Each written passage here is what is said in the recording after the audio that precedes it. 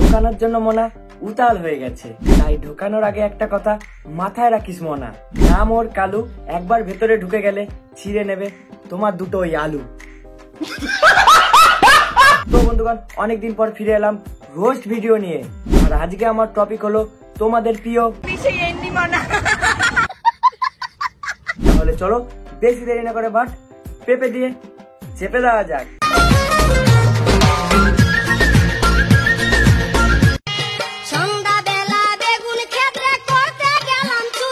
তোকে তো দেখেই মনে হচ্ছে চোর, তবে বেগুন না, বান্টু চোর।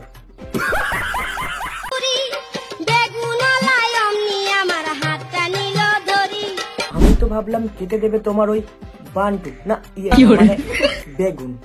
कैसा लगा मेरा मजाक?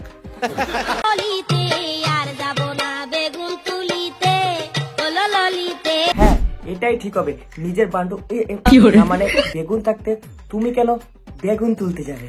আচ্ছা। ও গাইস, আজকে আমি হাওড়া টু কাটোয়া লোকালে উঠেছি, তো দেখো আমার কত ফ্রেন্ডসদের সাথে দেখা হয়ে গেছে।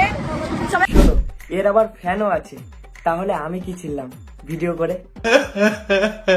সবাই বুঝতে পারছে না যে আমি সেই এন্ডি মনা।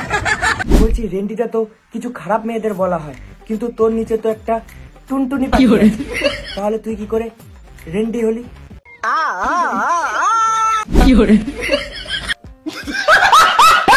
ও আচ্ছা, এইবার বুঝলাম, তুমি এইভাবেই রেন্ডি মনা হয়েছে। এই মনা, কে আমাকে লাগাতে চাও? মানে রং।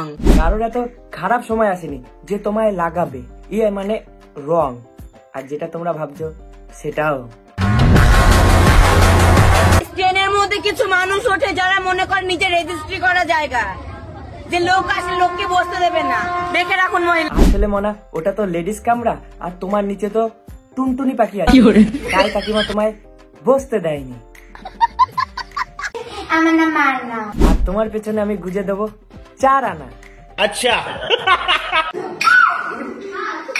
জিম করতে গিয়ে এমন আওয়াজ করছে মনে হচ্ছে পেছনে হ্যান্ডেলটা ঢুকে গেছে।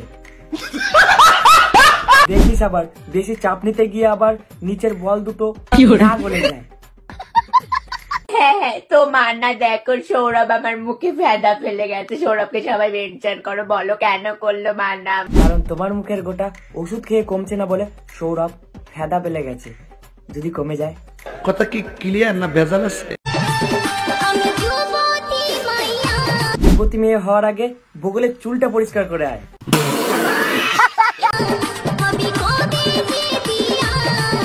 আমার তো মনে হয় তোমার আর বিয়ে হবে না, কারণ তোমার বগলে আছে চুল, মানুষ করবে না ভুল, আর তোমার নিচে ঝুলছে আলুর মতো দুটো দুল। তো বন্ধুগণ, আজকের ভিডিওটা ছিল এইটুকুনি। যদি ভিডিওটা ভালো লাগে থাকে তাহলে আমার ইউটিউব চ্যানেলটা সাবস্ক্রাইব করে দাও, আর এরকম ভিডিও দেখতে গেলে কমেন্ট করো।